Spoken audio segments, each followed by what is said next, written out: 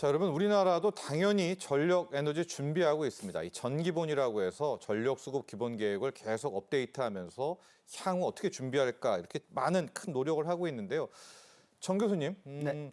전기본 수립하고 이럴 때 교수님도 네. 참가를 하시죠? 네, 제가 11차 할증에는 제가 총괄위원장을 했습니다. 총괄위원장이시죠? 네. 예, 예. 네. 우리 잘 지금 준비하고 있는 거 맞죠? 아, 그럼요. 네. 그럼요. 거기 거의 90명 가까운 전문가들이 한 10달 동안 고생해가지고 그 안을 짰는데요. 네. AI뿐 아니라 지금 전력 수요는 늘어날 수밖에 없습니다. 네. 왜냐하면 우리가 또 탄소 중립해야 되는데 탄소 중립을 하기 위해서는 우리가 쓰는 에너지를 갖다 전기화해야 됩니다. 예를 들게 되면은 우리가 그 난방에 가스 쓰지 않습니까? 예. 그다음 우리가 아침에 뭐 어머님이 뭐 식사 준비할 적에 네. 가스레인지 쓰지 않습니까? 예. 그거 다 전기로 해야 돼요. 전기로 해야 되기 때문에 AI뿐 아니고 그런 우리의 일상생활도 전기로 해야 되기 때문에 전력 수요는 늘어날 수밖에 없고요. 거기에 대해서 국가가 잘 그걸 짜지 않게 되면은 그러면 이제 덜컥합니다. 그래서 저희가 충분히 전기본은 짜고 있고 아마도 이게 2년마다 그렇죠. 2년마다 이것이 이게 계속 롤링 플랜이기 때문에 예. 지금 11차가 굉장히 늦게 확정됐어요. 네. 늦게 확정돼가지고 이제 12차 같으면은 곧 나오죠. 올해 네. 하반기에는 팀이 짜져야 됩니다. 네. 팀이 짜지고 그다음에 내년 하반기에는 이것이 확정이 돼야지만이 이 전기본이 확정돼야지 그 밑에 이제 가스 수급 계획, 그다음에 우리나라 국가 송배전 전력망 확충 계획 이런 게 다 짜지게 됩니다. 그래서 그건 뭐 조만간 시작될 거라고 보고요. 11차 전기본을 하면서 제가 느꼈던 건 뭐냐면은 첫 번째가 맨날 전기본을 짤 때마다 할 때마다 전기 수요를 과다 수요했다. 그러면 과다 예측했다. 이런 비난을 받습니다. 왜냐면은 전기 수요가 과다 예측하게 되면 발전소에 투자를 들어가야 되니까 이거는 과잉 투자다 이거죠. 네. 하는데 저는 이렇게 봤습니다. 뭐냐면은 이게 앞으로 전력수는 AI도 그렇고 그다음에 그 탈탄소를 위해서도 그렇고 이 전력수 늘어날 수밖에 없거든요. 네. 우리나라는 현재 22% 정도가 전기화 비율인데 향후에는 그렇지 않은 50%까지 올라가야 되거든요. 네. 그렇기 때문에 이걸 지금 약간 좀 과다 수요를 하더라도 이거는 미래를 위한 선투자다. 저는 이렇게 봤는데도 불구하고 맨날 국회 가서 그거 하면은 깨집니다. 그러니까 네네. 이런 거에 대해서 좀 더 네. 양해를 해주셨으면 좋겠다는 말씀을 드리고요. 알겠습니다. 예. 예. 더구나 더 어려운 건 뭐냐면요. 전력망이어서 전력망. 네. 이걸 아무리 발전소를 만들어도 이 전력망을 갖다가 하기가 쉽지 않아서 그런 것들이 잘 원활히 되도록 잘 원활히 되도록 네. 이 국회가 좀 도와주시고 법도 만들고 뭐 했으면 좋겠습니다. 예. 자, 저희가 전기변 이야기를 한 것도 실은 거기 보면 신재생, 석유, 석탄 이런 비중이 이제 굉장히 중요한데요. 백 교수님, 네. 약간 헷갈릴 수밖에 없는 게 지금 미국이요. 트럼프 정부가 완전히 방향을 틀었기 때문이다. 분명 AI는 전력 많이 필요한데 중국은 그냥 신재생 이쪽으로 가고 있는데 미국이 석유, 석탄으로 방향을 이게 틀어버렸거든요. 네. 이걸 어떻게 해야 됩니까? 미국을 따라가야 되나요? 아니면은 중국 보고 신재생을 그냥 갈 길을 좀 묵묵히 우리도 가야 되나요? 일단 어려운 상황이 온 것 같고요. 예. 일단 저희가 그 도널드 트럼프 대통령의 선거 유세 과정에서 그러니까 드릴 베이비 드릴이라는 네. 표현이 나왔습니다. 그러니까 시추하자는 거죠. 네. 시추해서 화석 연료를 최대한 이용하자. 그래서 LNG와 석유를 가지고 저렴하게 에너지를 공급하고 또 그거를 수출해서 또 무역 적자를 해소하자라는 그런 트럼프 정부의 방향성을 읽을 수 있었고요. 예. 반면에 중국의 경우는 이제 세계 최대 전기차 생산국이면서 또 소비국이기도 합니다. 예. 또한 그러면서 태양광과 풍력, 원자력, 원전까지 모든 공급망을 에 있어서 주도권을 가지고 있는 전력 중심의 국가입니다. 예. 그래서 중국에서는 신차 판매 40% 가까이가 전기차로 될 만큼 전기 중심으로 가고 있어서 비아드가 1위 했더라고요, 1분기에. 맞습니다. 전기차. 예. 그래서 이렇게 테슬라 아닙니다. 예. 예. 그래서 미국은 화석 연료 중심, 그다음에 중국은 이제 전기 중심으로 네. 가면서 이러한 것들이 이제 한 두 가지 정도 영향이 있을 것으로 예상이 됩니다. 첫 번째는 이제 많은 국가들이 이제 재생에너지와 또 이제 그런 재생에너지 또 ESS 원전 이런 쪽으로 가야 되는데 가고 있었죠. 예, 가야 되는데 가다 보면은 자꾸 중국에 대한 의존도가 높아지게 됩니다. 공급망을 장악하고 있기 때문에 풍력 터빈을 하든 뭐 태양판을 사든 뭐 네. 여러 가지 재생에너지나 ESS 투자를 늘릴수록 중국에 대한 의존도가 높아지는 딜레마에 빠지게 되고요. 예. 그러다 보니까 자국 산업을 보호하기 위해서 관세라든지 예. 또는 뭐 자국산 우대 조치 등을 자꾸 취하게 되면서 또 이런 무역 분쟁들이 발생할 수밖에 없는 이러한 영향들이 있는 것 같습니다. 그리고 또 하나는 올해 1월에 트럼프 대통령이 이제 그 파리 협정을 네. 다시 재탈퇴를 탈퇴했죠. 했습니다. 예, 네. 첫 번 1기 때도 하고 2기 때도 탈퇴를 했고요. 더 나아가서는 유엔의 기후변화 협약이라고 하는 UNFCCC 또 지금 탈퇴할 것으로 얘기들이 많이 나오고 있습니다. 그렇게 되면은 각 국가들이 2030년까지 온실가스 감축 목표를 발표한 것들이 있었거든요. 네. 저희는 40%였고 국가들마다 좀 편차가 있었는데 이제 이러한 것들이 많이 좀 지체되지 않을까라는 거고요. 또 우리를 포함해서 많은 국가들이 2050년 탄소 중립 목표를 세우고 있었는데 그러한 부분들도 많이 지체가 되지 않을까라는 생각들이 됩니다. 예. 네.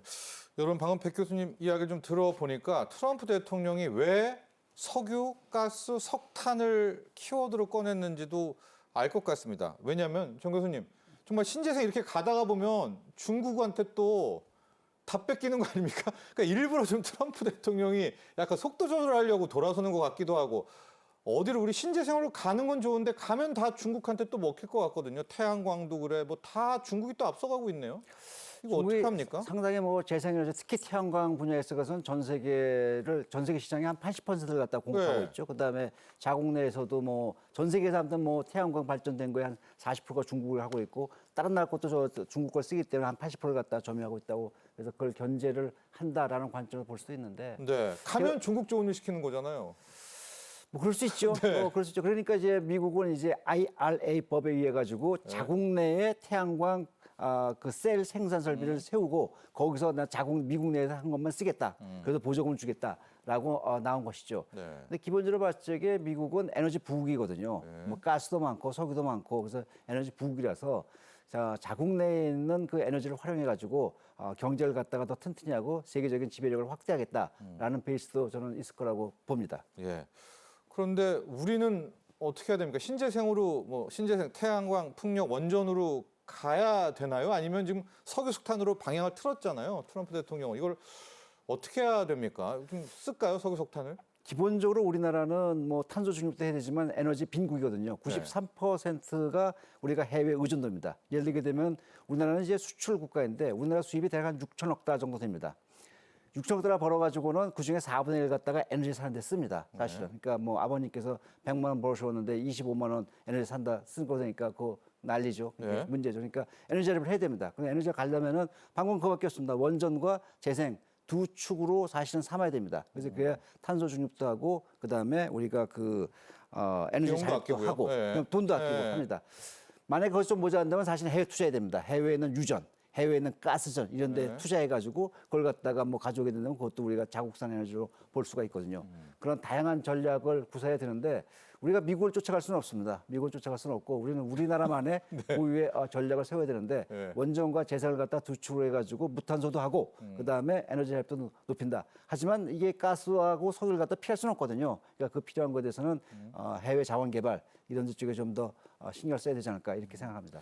그러니까 교수님도 완전히 트럼프 대통령이 지금 방향 튼 게 이게 완전한 방향 튼 거는 아니다. 약간 일시적으로 갔다가 다시 또 신재생으로 옵니다. 예를 들게 되면은 뭐 트럼프가 이거 일기 때 이제 파리 기후변화도 탈퇴했지만 바이든 행정부가 들어서자마자 다시 바로 탈퇴했거든요. 바꿔버렸죠. 그렇기 때문에 예. 이것이 장기적인 트렌드로 갈 것이냐 이거에 대해서는 약간 좀 왜냐면 세계적인 트렌드가 일단 탄소 중립으로 가고 있거든요. 그렇다면 네. 이게 오르막 내리막이 있겠지만은 하지만 지금 당장은 아직간 트럼프 행정부를 하여간 좀 지켜봐야 되는 그런 상황은 맞습니다. 네. 지금 신재생도 중국이 거의 압도하고 있는데요, 백 교수님. 앞서 잠깐 우리가 배터리도 언급을 했지만은 ESS 쪽으로 간다면 우리가 K 배터리가 실력이 상당하지 않습니까? 여기 쪽에서 우리가 좀 탈출구를 좀 찾아보면 안 됩니까?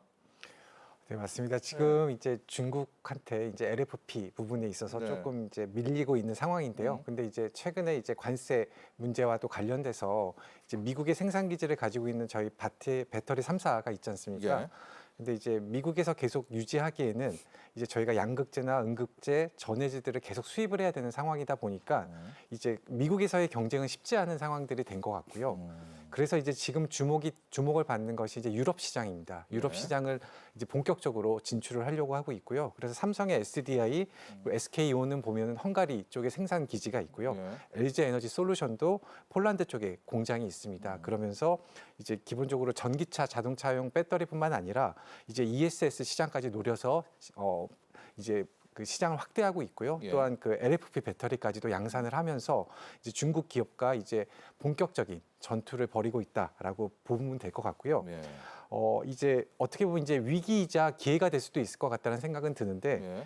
우리가 이제 중국과 가격 경쟁을 하기는 쉽지는 않은 상황이긴 합니다. 유럽도 중국 거 쓰지 않겠습니까? 맞습니다. 유럽 배터리를? 예, 중국 배터리를? 예. 그렇기 때문에 우리나라가 잘하는 게 이제 그러니까 네모난 각형 배터리를 예. 잘 만드는데요. 그게 이제 에너지 밀도가 높고 또 안정성이 좋습니다. 그러니까 그런 좀 고급 부가가치 상품이라든지 또는 이제 ESS에서도 이제 고성능 셀이 있거든요. 그런 부분에 집중을 해서 저희가 이제 프리미엄 전략으로 가서 중국과의 좀 제품 차별화를 시도해야 되는 부분들도 있고요. 또 하나는 그 최근에 LG 에너지 솔루션이 폴란드의 국영 전력 공사랑 이제 같이 합작을 해서 거기 이제 진출하는 사례들이 있습니다. 네. 그러니까 현지 기업들과의 합작을 통해서 현지화를 통한 또 시장 진출이라는 부분들도 저희들이 시도해 볼 수 있는 좋은 전략으로 보입니다. 네.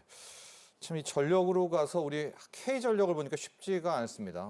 신재생으로 가려고 하니까 중국이 그냥 워낙 장악을 하고 있고요. 트럼프 따라서 석유 석탄을 또 간다는 것도 너무 단기적이고 또 우리는 석유 석탄이 없지 않습니까? 정 교수님 이런 가운데 지금 이게 관세 협상에도 화두가 되고 있는 게 LNG입니다. LNG. 맞습니다. LNG 쪽은 어때요? 이 액화 천연가스는 약간 탄소 중립의 의미도 있고 양쪽을 좀 다리를 걸치고 있는 것 같긴 한데요. 이 에너지원은 어떻게 평가하십니까? 그 LNG는 사실은 뭐 석탄에 비하면은 한 절반 정도 온실가스를 배출하기 때문에 일단은 뭐 석탄 발전을 갖다가 LNG로 전환하자라는 거는 우리나라의 방향이고요. 네. LNG에 대한 수요는 제법 있는데 사실 11차 정기본을 하면서 10차보다 LNG 발전 용량이 조금 늘었습니다.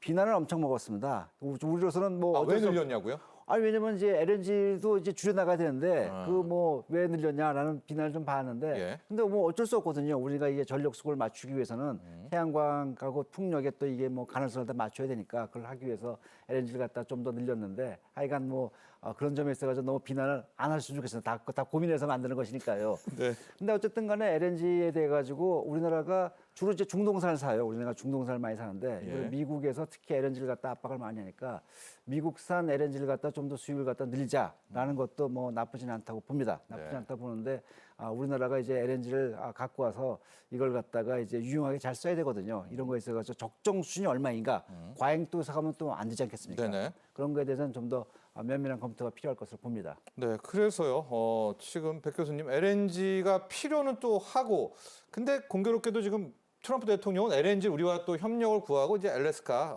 LNG 가스 프로젝트도 나오고 이거 좀 오고 가는 빅딜 속에서 우리도 좀 좋고 관세 협정도 피해가고 어떤 좀 최종 합의점이 좀 나오면 좋을 것 같은데요. 네, 계속 거론되는 협상 전략 예. 중에 하나고요. 공교롭게 2025년, 2026년에 한 400만 톤 정도 LNG 장기 계약이 종료가 됩니다. 그렇기 때문에 저희가 새로운 계약을 해야 되는 딱 시점이 어차피요. 됐고요. 네. 네네. 그래서 이제 미국산 LNG를 수입하면 되겠다라는 생각은 드는데요.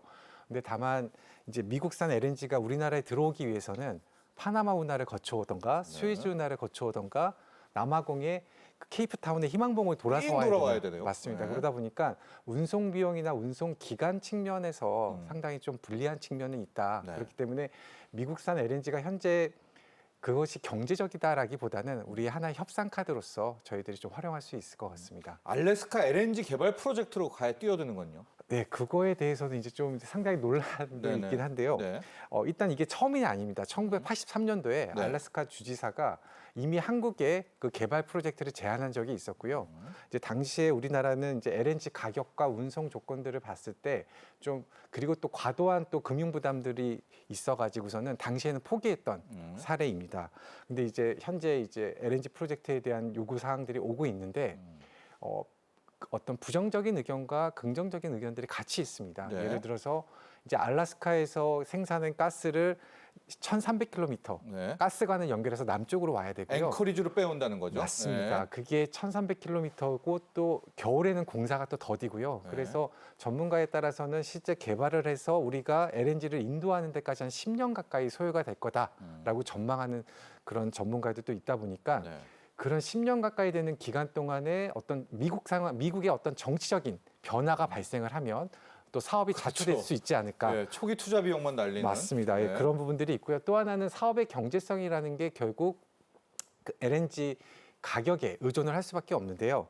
이미 2011년에 영국의 BP가 미국 기업과 같이 그 개발을 시작한 적이 있었습니다. 근데 네. 처음 할 때는 그 100만 BTU당 한 13.5불 정도 되던 이제 그 LNG 가격이 이제 3.5달러까지 하락하다 보니까 네. 결국은 철수했던 사례가 있습니다. 그만큼 그런 가격, 그 LNG 가격 변동에 따라서 사업성이 많이 바뀔 수 있다라는 그런 리스크를 가지고 있습니다. 네.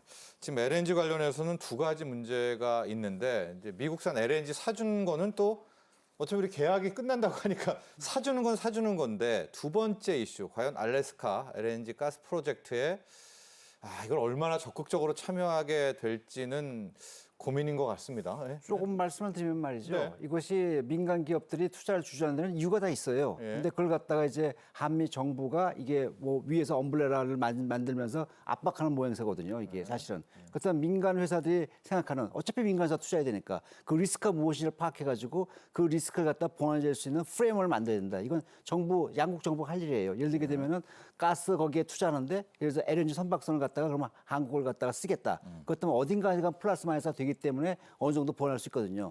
그런 걸 정부가 미국하고 잘 협상해 주기를 바랍니다. 네. 자, 마무리하도록 하겠습니다. K에너지, K전략. 좀 상황 보니까 녹록치가 않은데 저희 AI 시리즈의 마지막 활용 점정은 역시 전력 에너지입니다. 자, 우리 정 교수님, K전력, K에너지 어떤 방향으로 나가야 됩니까? 저는 무엇보다도 우리나라 사회에서 가장 심각한 것은 에너지 갈등입니다. 이번 정기본을 하면서도 봤지만은 이게 항상 재생과 원전 그 에너지 갈등을 하는데 이런 걸 국회가 좀 풀어줘야 될 것 같아요. 그래서 국회가 다행스럽게도 이번에 에너지 3법 그래가지고 이제 방사선 고준위 폐기물법 네. 그거 통과시켰고 전력망법도 통과시켰고 그 다음에 해상풍력도 예. 통과시켰습니다. 그래서 민생 에너지 3법이라고 저는 부르는데 그걸 통과시킨 것에서 너무 잘했다라고 말씀드리는데 그 외에도 지금 갈등적 요소가 우리는 굉장히 많습니다. 굉장히 많아서 누구나 전기는 내가 쓰겠다지만 내 옆에 발전소 산다. 내 옆에 뭐 송전만 깐다면 다 반대하지 않습니까? 네, 그런 네. 사회적 갈등 요소를 갖다 잘 풀 수 있도록 국회가 잘 좀 나서가지고 다스려줬으면 좋겠다라는 말씀을 좀 드리고 싶습니다. 네, 우리 정동욱 교수께서는 갈등이라는 키워드를 또 제시를 해주셨고요. 교수님은 우리 K에너지, K전력 앞으로 어떤 방향 또 어떤 조언 해주시겠습니까? 저는 이제 에너지 안보 부분을 좀 강조드리고 안보? 싶습니다. 예. 네. 그러니까 우리는 에너지 섬이라고 얘기를 하죠. 결국은 전력이 부족했을 때 외부로부터 공급받을 수 있는 수단이 없습니다. 그러다 보니까 저희는 어느 한 그 전원에 의존하는 것은 상당히 위험하다라고 할 그렇죠. 수 있고요. 예. 그렇기 때문에 원전과 재생과 LNG 모두 다 같이 골고루 갈 수밖에 없고요. 그 과정이 조금 비쌀 수도 있고요. 조금 탄소 중립의 지름길이 아닐 수도 있긴 합니다. 그렇지만 그런 것들이 에너지 안보를 위한 약간의 우리가 희생해야 될 비용이다라고 생각을 하고 그 예. 에너지 안보에 조금 더 초점을 맞춰야 되지 않을까 생각이 듭니다. 네, 자 오늘 도움 말씀 주신 정동욱 중앙대 에너지시스템공학부 교수, 백철우 덕성여대 국제통상학 전공 교수 두 분과 함께했습니다. 오늘 감사합니다. 감사합니다. 네, 감사합니다.